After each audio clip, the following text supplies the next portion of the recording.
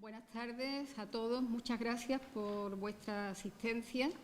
Es una satisfacción para mí presentarles al doctor García Morales, que es profesor de Literatura Hispanoamericana de la Universidad de Sevilla, que va a impartir una conferencia sobre el poeta Ramón.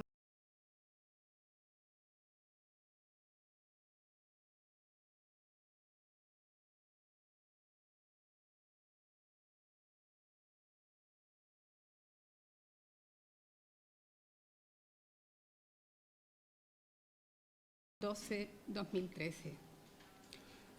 Profesor Morales ha investigado fundamentalmente el ensayo y la poesía hispanoamericana entre el modernismo y las vanguardias, las figuras de Rubén Darío y José Enrique Rodó, el grupo mexicano del Ateneo y Ramón López Velarde, la historiografía y las antologías poéticas, así como las relaciones literarias entre España e Hispanoamérica en el fin del siglo XIX y primeras décadas del XX. Ha sido investigador visitante en diversas universidades latinoamericanas y de los Estados Unidos y ha publicado diversos artículos en revistas nacionales e internacionales.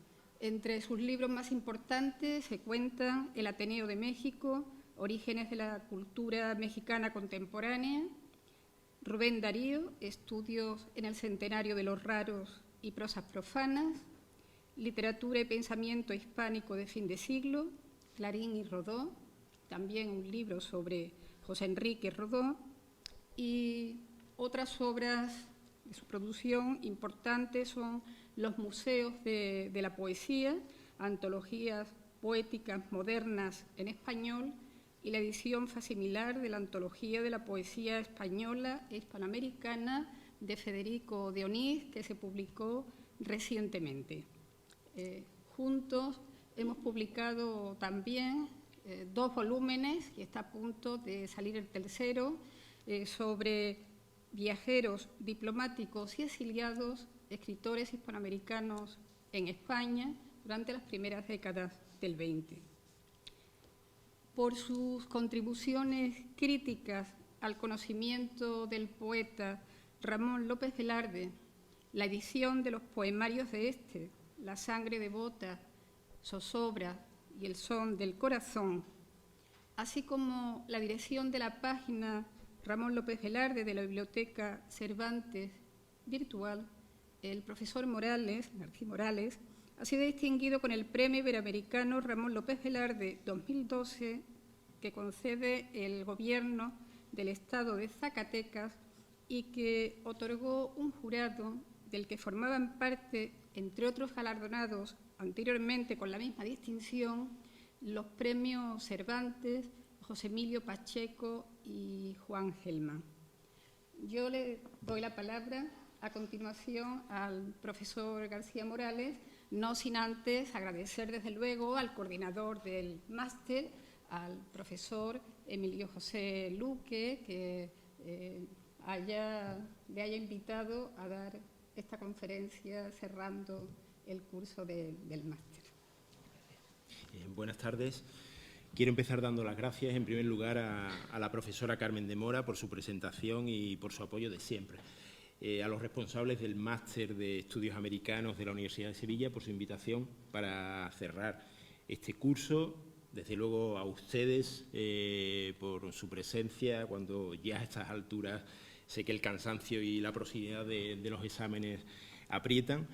Y también a los miembros del servicio audiovisual de la facultad. Ellos van a grabar este acto para que esté disponible en la página web de la universidad y para que pueda verse dentro de pocas semanas durante las jornadas López Velardeanas que se van a celebrar en Zacatecas, en México.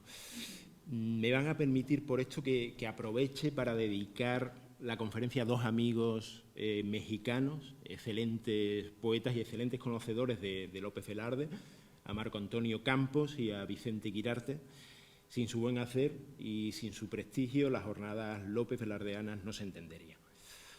Mi intención es presentar brevemente la figura de López Velarde y detenerme algo en su poemario Zozobra. Me sentiría más que justificado si aquellos que aún no conocen su poesía se animaran a leerla. A su muerte en 1921, con apenas 33 años, López Velarde dejó una obra breve, pero extraordinariamente original y compleja, en la que exploró a fondo sus obsesiones y conflictos, ofreció un testimonio indirecto de los convulsos tiempos de la Revolución y llevó al límite el lenguaje literario de su época.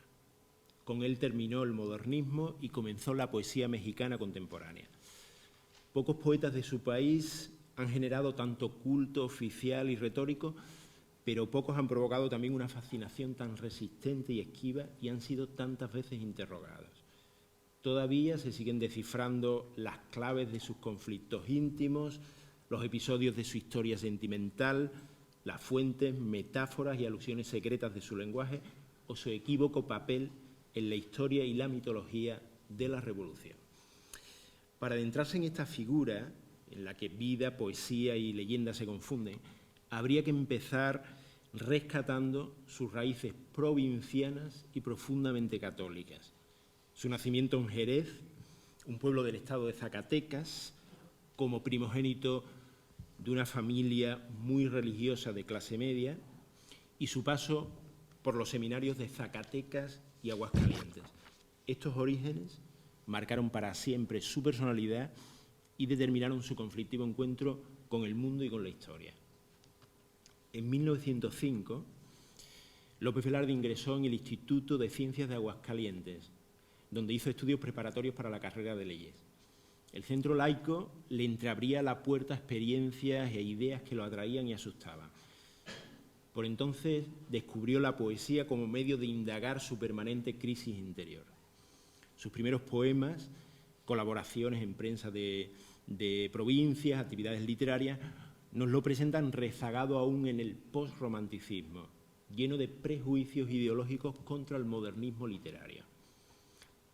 Pronto se libraría de estos para apropiarse de manera muy personal del modernismo y para terminar superando en modernidad a los poetas mexicanos de su tiempo. 1908 fue un año importante para él. Se trasladó a San Luis Potosí, empezó a estudiar leyes, murió su padre y por primera vez leyó con detenimiento a los modernistas. Por un tiempo, sus poetas influyentes fueron el mexicano Amado Nervo y el español Andrés González Blanco, ambos provincianos y exseminaristas como él. Los libros de Nervo, de perlas negras y místicas en voz baja, le revelaron el repertorio del modernismo, las maneras de expresar artísticamente la inquietud de psique, el dilema entre la fe y el escepticismo, entre el erotismo y el misticismo. En Poemas de provincia, de González Blanco, encontró un ejemplo sobre cómo tratar poéticamente el mundo provinciano, que en realidad era un escenario olvidado por el primer modernismo exotista y culturalista. Con estos modelos empezó a configurar poéticamente la historia sentimental que estaba viviendo. Siendo seminarista, López Velarde se enamoró de Josefa de los Ríos. Ahí la tienen sentada, una pariente lejana, una mujer 8 años mayor, muy tradicional, delicadísima de salud, a la que desde ese 1908 empezó a referirse con el nombre poético de Fuensanta. Ella fue el primero y el último, el más simple y al mismo tiempo el más enigmático de sus amores, como vamos a ver. Los estudiosos de López Velarde han propuesto diversas hipótesis sobre los orígenes literarios de este sobrenombre poético Fuensanta. Personalmente, me interesa más recordar la coincidencia advertida por Octavio Paz con el cuadro Ángeles y Fuensanta del andaluz Julio Romero de Torres. Habrá que seguir indagando qué hay detrás de esa coincidencia, porque la adaptación de arquetipos femeninos, de estética simbolista al mundo provinciano que realizó Julio Romero de Torres, su vitalismo fúnebre, esos retablos que superponen los desnudos femeninos a monjas enlutadas, a rostros, manos, flores de santidad. Todo eso creo que puede ilustrar muy bien algunos aspectos de la poesía de López Velarde. Lo indudable es que este eligió el nombre de Fuensanta por su carácter religioso y así convirtió a Josefa en un símbolo, el símbolo de la mujer espiritual. Octavio Paz encontró en Fuensanta rasgos de aquella dama de la tradición que hace su aparición con el amor cortés y cuyos mayores representantes son la Beatriz de Dante y la Laura de Petrarca. El nombre secreto simbólico, la inaccesibilidad por prohibición, lejanía o muerte, la idealización y la fidelidad absoluta del amante y su función como guía, ángel custodio o mediadora celeste. Ahora bien, a partir del siglo XIX, con la modernización, con la secularización, con la incipiente pero ya imparable liberación de la mujer, esta imagen tradicional masculina comenzó a desmoronarse. Incluso cuando parece reforzarse, apuntalarse, es por el hecho mismo de amenazar ruina. Así ocurre con Fuensanta, a la que López Velarde convierte en un verdadero mito personal en el que proyectar sus arraigados pero tambaleantes sentimientos hacia la mujer, la provincia y el catolicismo tradicionales. Su amor se confunde con la religiosidad y ambos con el temor y el deseo de la muerte. Cada uno de sus tres poemarios, y los tres en conjunto, cuentan una historia amorosa que presenta simultánea y sucesivamente devoción, profanación y necrofilia. Veremos que Fuensanta, la novia imposible y perpetua, siempre lejana, suspirante, agonizante de la sangre devota, muere en el primer poema de zozobra, pero no desaparece, permanece como ausencia y termina resucitando en los poemas postreros del póstumo El son del corazón.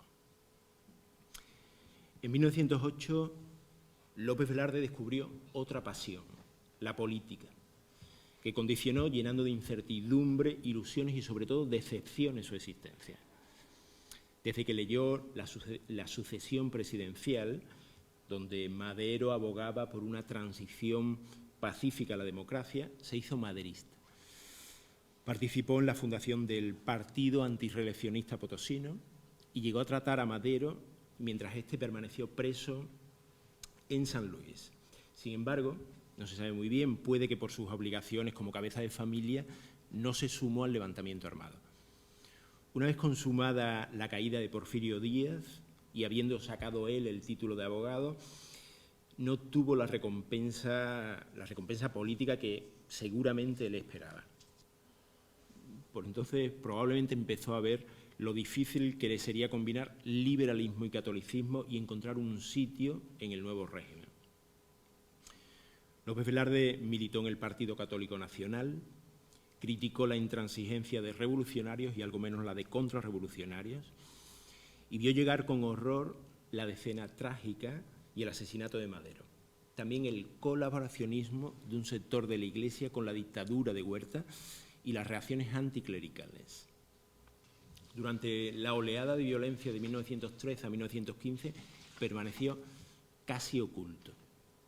Días antes de la toma de Zacatecas, su tío, el sacerdote Inocencio López Velarde, fue asesinado por tropas villistas. 1915, el año terrible en que los ejércitos se disputaron la capital, marcó también una divisoria para López Velarde. Emergió de la experiencia de caos, terror y aislamiento transformado, decidido a hacerse escritor con una conciencia mucho más lúcida de su oficio. En los 6 años siguientes dejó escrita su obra de madurez. Esta obra se corresponde con el periodo en el poder de Venustiano Carranza, cuando intelectuales de distinta procedencia se esforzaban por adaptarse a las nuevas reglas, al nuevo régimen. Dentro de la cultura mexicana, el periodo carrancista ha quedado oscurecido por el gran renacimiento que se produjo después, a partir de 1920, con la presidencia de Álvaro Obregón y el impulso del ministro José Vasconcelos. Pero puede decirse que ese renacimiento y sus principales tendencias, el nacionalismo y la vanguardia, se fueron gestando en estos años previos con el cierre progresivo del modernismo y el progresivo redescubrimiento de México. López Velarde fue uno de sus protagonistas.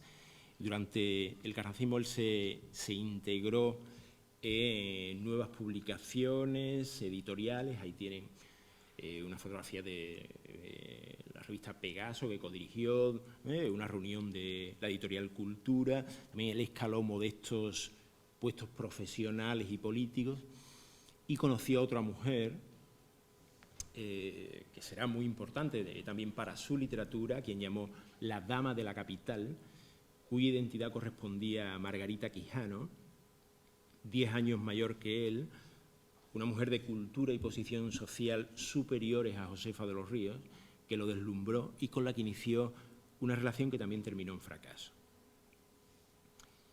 Si sus primeras lecturas modernistas podían resumirse, dicho, en los nombres de Nervo y González Blanco, las que determinaron su salto cualitativo a la modernidad podrían cifrarse en el de Leopoldo Lugones.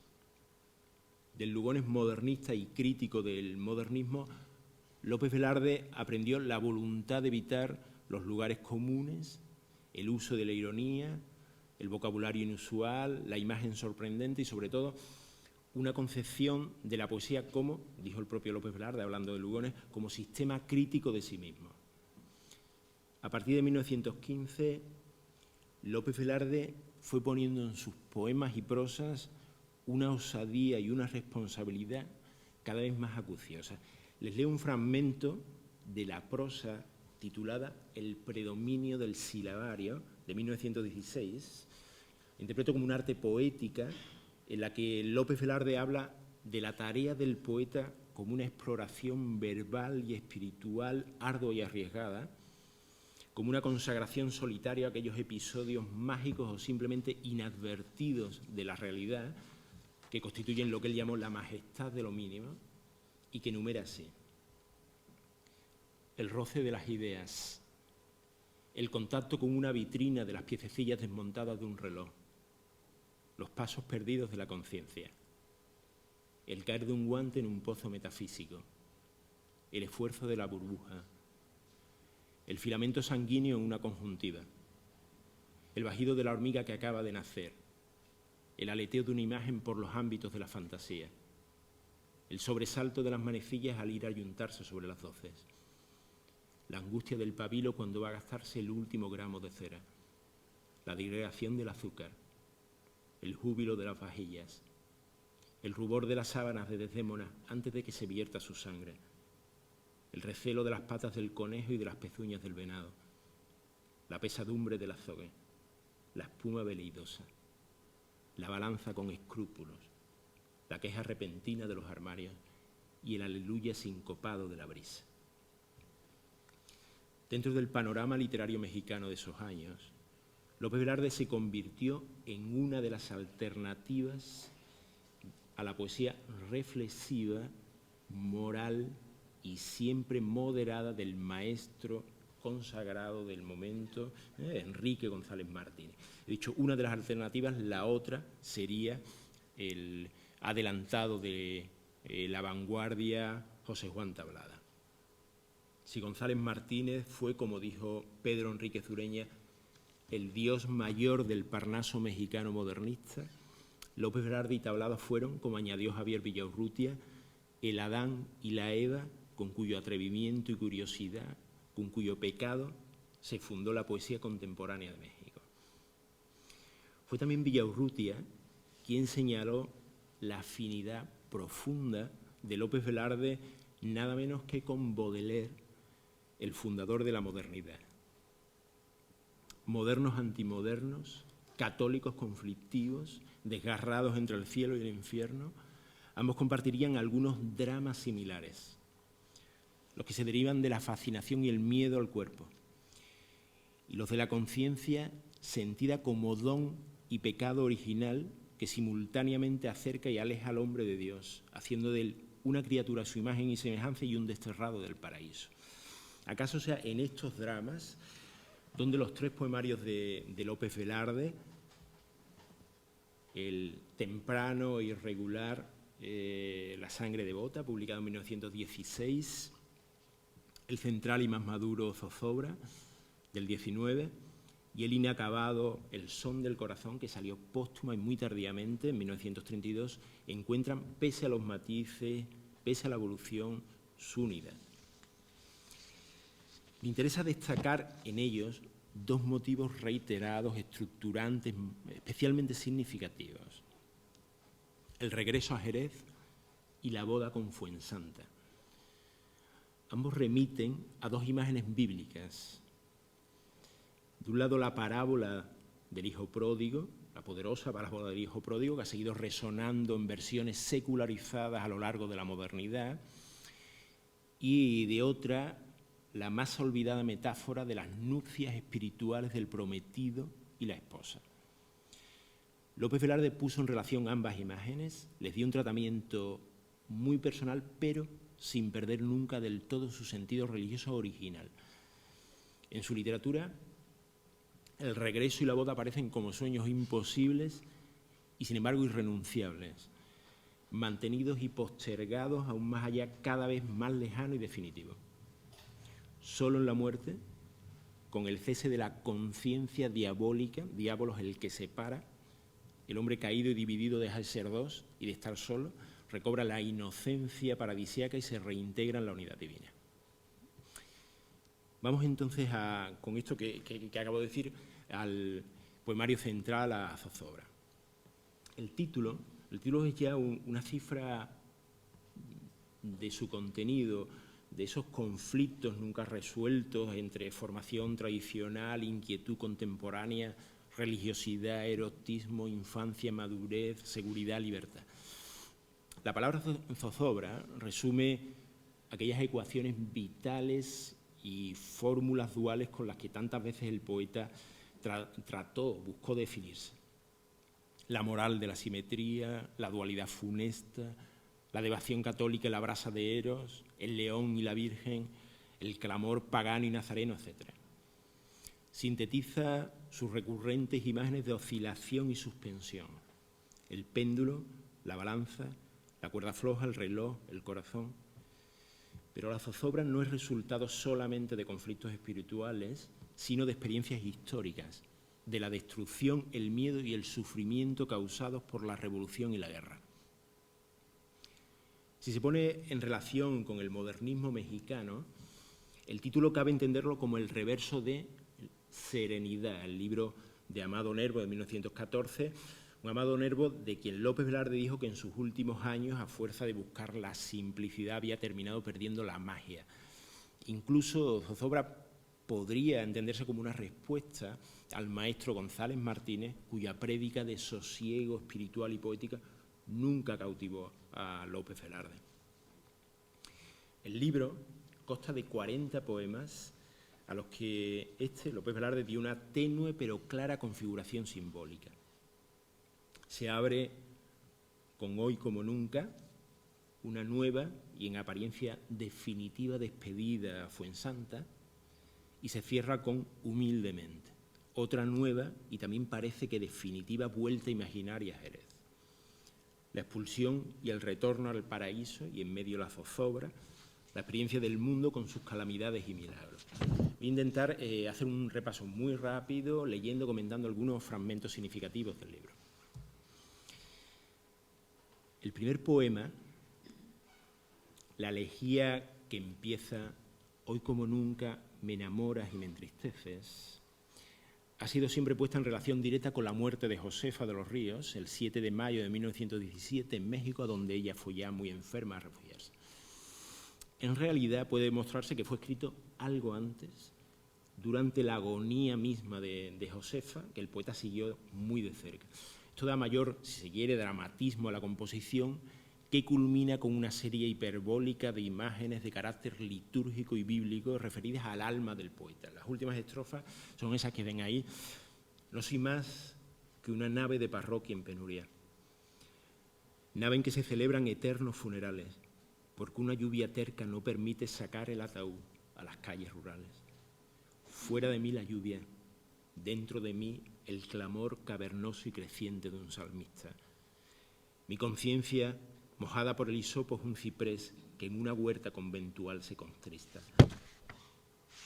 Ya mi lluvia es diluvio, y no miraré el rayo del sol sobre mi arca, porque ha de quedar roto mi corazón la noche 40.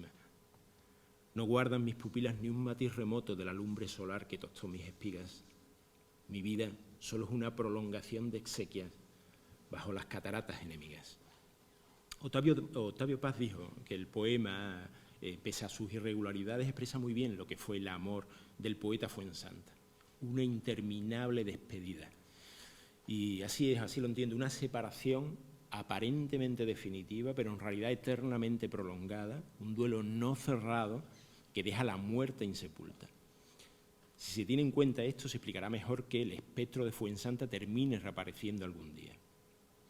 De momento, a continuación, en contraste con el anterior, López Velarde coloca Transmútase mi alma, un poema sobre la transformación que había vivido, tal vez solo deseado, ante su nuevo amor por Margarita.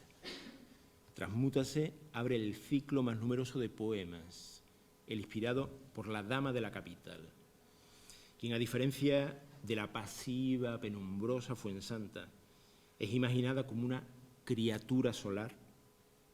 Son metáforas de López Velarde: luz cenital, verano, antorcha, lava repentina, ave fúlgida, bólido, como una presencia quemante y súbita, reveladora y cegadora.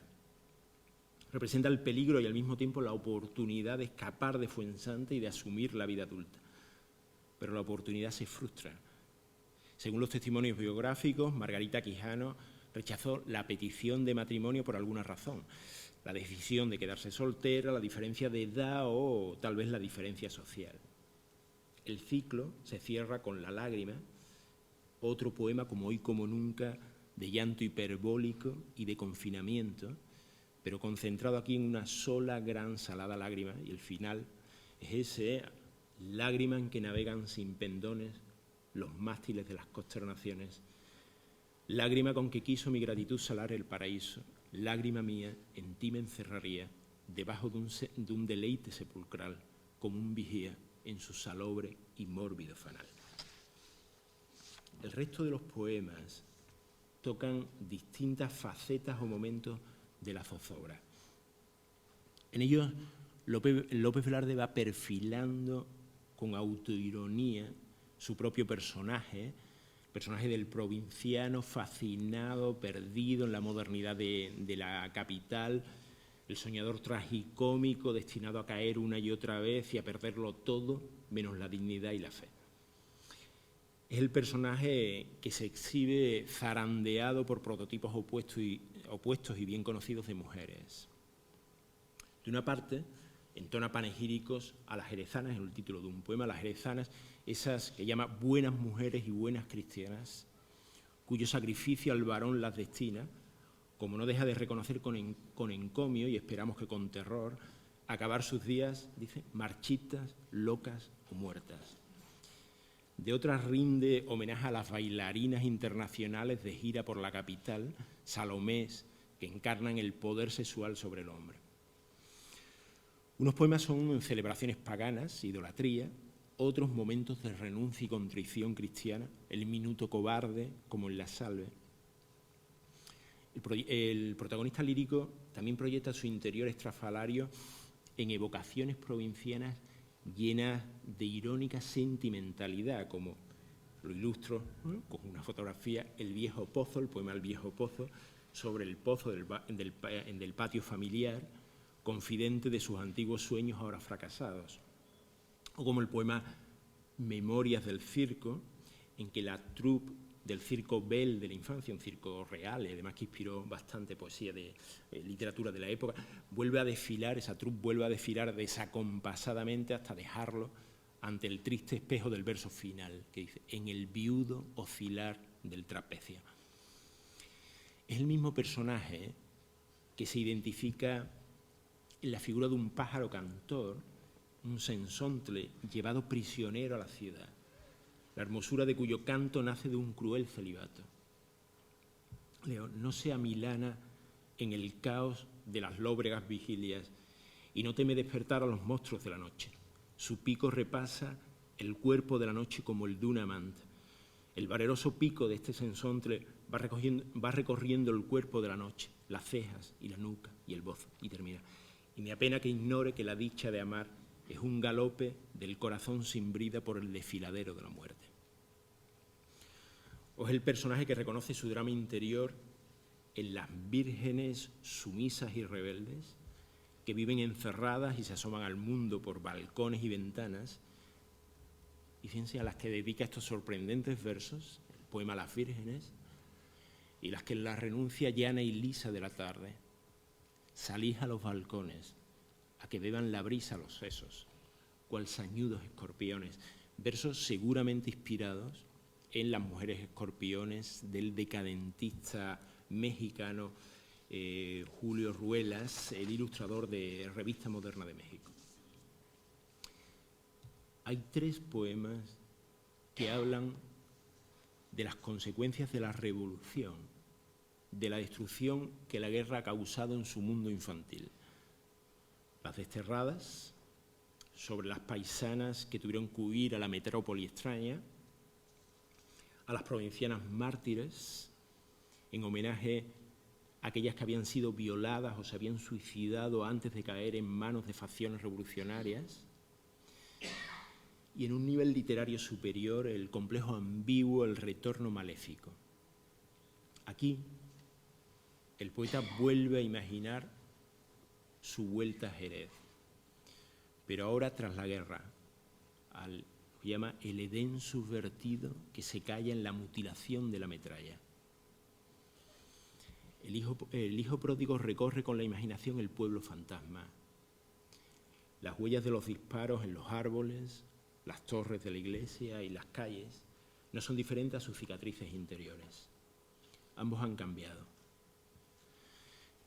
Y la fusilería grabó en la cal de todas las paredes de la aldea espectral negros y aciagos mapas, porque en ellos leyese el hijo pródigo al volver a su umbral en un anochecer de maleficio, a la luz de petróleo de una mecha, su esperanza deshecha.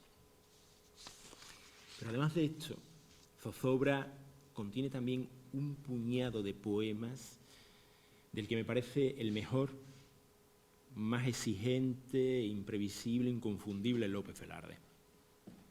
Son poemas que trascienden los planteamientos retóricos, las oposiciones morales y las anécdotas sentimentales, las fórmulas de época, carne, espíritu, mujer ángel, mujer demonio, que fuerzan la estética modernista más allá del decorativismo fin de siglo y del costumbrismo provinciano, y que llevan la exploración verbal de los conflictos a una tensión límite.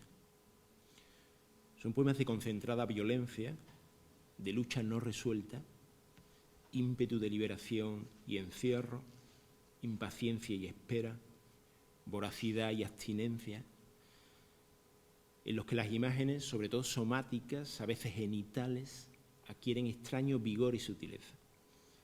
Hablan de la experiencia ávida, sobresaltada y dolorosa del mundo, cuando, como él decía, la intensidad de la vida coincide con la intensidad de la muerte.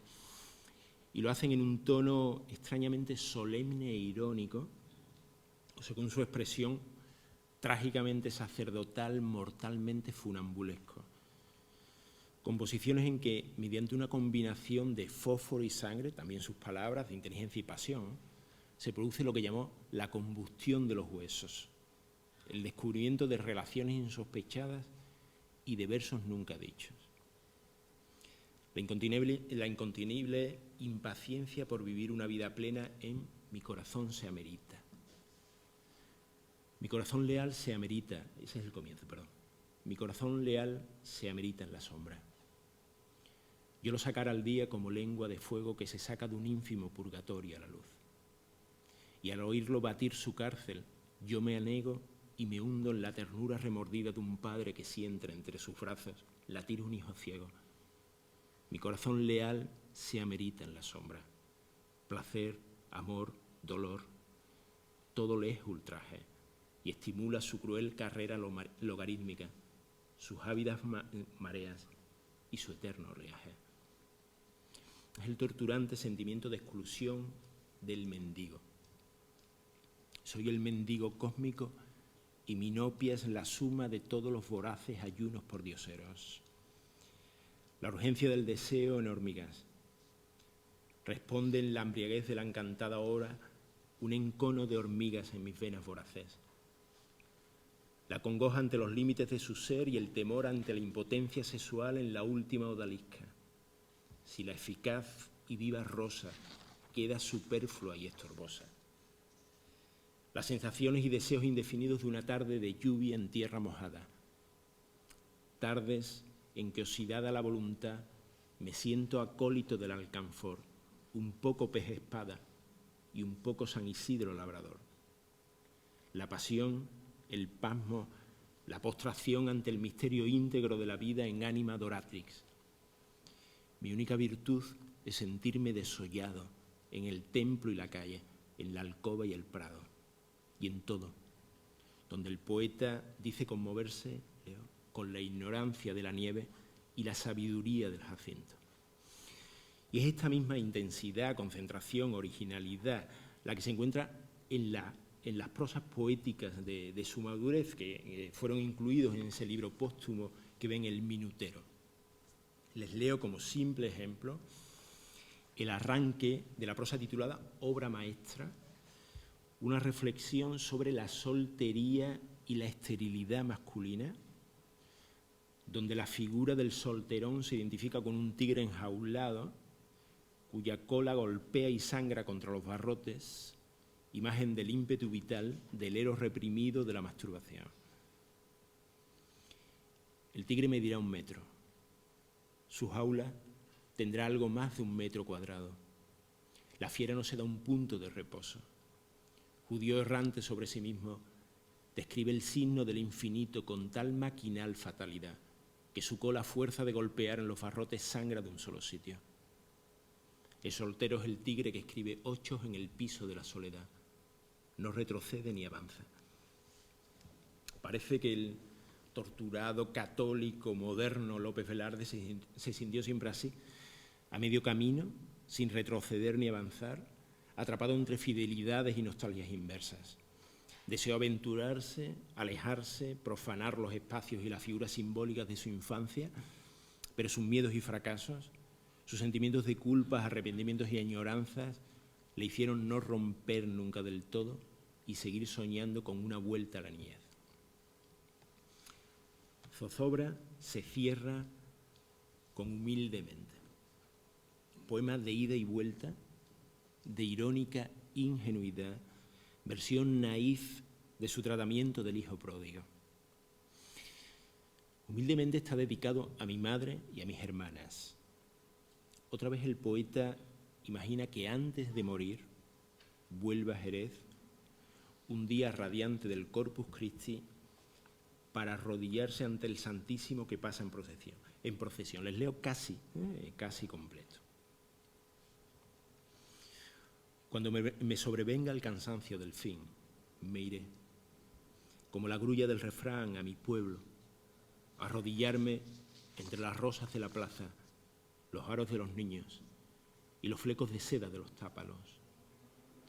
Arrodillarme en medio de una banqueta herbosa, cuando sacramentando al reloj de la torre, de redondel de luto y manecillas de oro, al hombre y a la bestia, al azahar que embriaga y a los rayos del sol, aparece en su estufa el divinísimo. Abrazado a la luz de la tarde que borda, como al hilo de una apostólica araña, he de decir mi prez humillada y humilde, más que las herraduras de las mansas acémilas que conducen al santo sacramento. Te conozco, Señor, aunque viajas de incógnito, y a tu paso de aromas me quedo sordomudo, paralítico y ciego por gozar tu balsámica presencia. Tu carroza sonora apaga repentina el breve movimiento, cual si fuesen las calles una juguetería que se quedó sin cuerda. Mi prima, con la aguja en alto tras sus vidrios, está inmóvil con un gesto de estatua. El cartero aldeano que trae nuevas del mundo se ha hincado en su valija. El húmedo corpiño de Genoveva, puesto a secar, ya no baila arriba del tejado. La gallina y sus pollos pintados de granizo interrumpen su fábula. La frente de don Blas petrificóse junto a la hinchada baldosa que agrietan las raíces de los fresnos. Las naranjas cesaron de crecer y yo apenas si palpito a tus ojos para poder vivir este minuto. Señor, mi temerario corazón que buscaba arrogantes quimeras se anonada y te grita que yo soy tu juguete agradecido. Fíjense, el ave vuelve al nido, el hijo a la casa del padre, pero lo hacen para morir. Como el círculo vital que se cierra, el poema está lleno de círculos. La plaza, los aros, el reloj, las naranjas, las ruedas, la custodia, el sol, la sagrada forma. El rito religioso reintegra al hijo perdido, el hijo en la dispersión, en la desintegración a la comunidad y suspende el tiempo. El sueño del regreso está asociado frecuentemente en López Velarde al de la inmovilización. Aquí una inmovilidad adorante en la que se dan al mismo tiempo la intensidad y la anulación de los sentidos. También a la miniaturización y a la infantilización. Aquí expresiones de entrega al poder mayor de Dios. Las calles son una juguetería sin cuerda, el corazón un juguete anonadado. Todo se para, los afanes diarios, la inquietud sexual o amorosa, representados por esa prima que suspende su labor y que a los lectores de López Velarde recordará a la prima Águeda, y por el corpiño húmedo y danzante de Genoveva.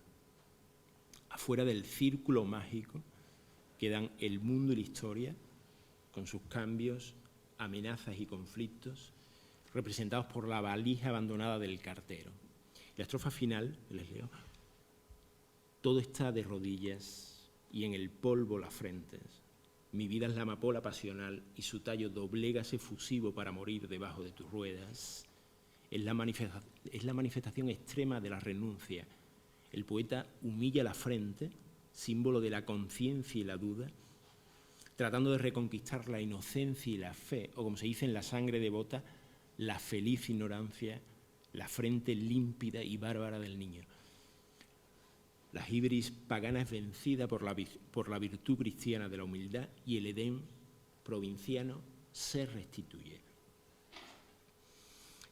Zozobra, el libro del desasosiego espiritual e histórico y de sus correspondientes búsquedas artísticas, termina así, con el sueño de la vuelta, en realidad imposible, siempre pospuesta, a los orígenes, al orden y a la paz.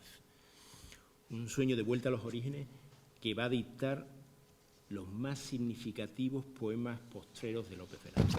Y les pido ya unos pocos minutos para el epílogo, para decirles unas palabras sobre el difícil y misterioso final y sobre el imprevisible destino póstumo de López Velarde, sobre las paradójicas jugadas del éxito y el fracaso. Poco después de publicado Zozobra, fue mal recibido por el sector más poderoso de la crítica mexicana, el sector González Martiniano. López Velarde vio llegar la trágica caída de Carranza. De nuevo él quedó completamente descolocado, muy abatido, derrotado. Parece que prometió no volver a ocupar el menor cargo público. Pero en los meses siguientes no tuvo más remedio, fundamentalmente por razones económicas, por el sostén fundamental de la familia, no tuvo más remedio que sumarse discretamente a la labor de reconstrucción nacional prometida por el presidente Obregón y llevada a cabo en lo cultural por el ministro Vasconcelos. Con ocasión del centenario de la consumación de la independencia de México en 1921, López Velarde publicó en la revista vasconcelista El Maestro su poema La suave patria. Días después murió. Inmediatamente se inició su proceso de mitificación, en gran medida inducido y capitalizado por el Estado, que necesitaba una mitología revolucionaria con la que legitimarse y que convirtió a López Velarde realmente en el primer mito literario de la Revolución, que lo hizo pasar a la memoria y el olvido público como el cantor de la patria, el provinciano descubridor del Nuevo México, el poeta nacional. Lo que me gustaría decir ahora es que, pese a su oportunidad, su gran popularidad y su constante instrumentalización política, que han provocado incluso reservas, casi rechazos en algunos lectores, La suave patria no es un poema oportunista, sino excepcional en muchos sentidos, y al mismo tiempo coherente con la trayectoria del escritor. Con esta contribución poética a la efemérides del centenario, López Velarde logró salir airoso de un trance difícil. Logró participar en el clima general de consenso y celebración sin traicionar sus convicciones personales y su dignidad literaria. Logró decir una palabra pública de alegría y esperanza desde el desencanto interior. La suave patria ofreció un sorprendente himno íntimo, no épico, ni histórico, ni político, sino hecho de recuerdos y detalles pintorescos, cotidianos, nimios, sobre los paisajes y las costumbres de México. Leo, sobre todo para los no mexicanos, algo, muy poco, del primer acto del poema con el que arranca la animada y colorida sucesión de estrofas, rimas, imágenes y vocablos. Patria, tu superficie es el maíz, tus minas el palacio del rey de oros, y tu cielo las garzas en desliz y el relámpago verde de los loros. El niño Dios te escrituró un establo y los veneros de petróleo el diablo. Sobre tu capital cada hora vuela ojerosa y pintada en carretela, y en tu provincia, del reloj en vela que rondan los palomos colipavos, las campanas caen como centavos. Patria, tu mutilado territorio se viste de percal y de valorio. Suave patria, tu casa todavía es tan grande que el tren va por la vía como aguinaldo de juguetería.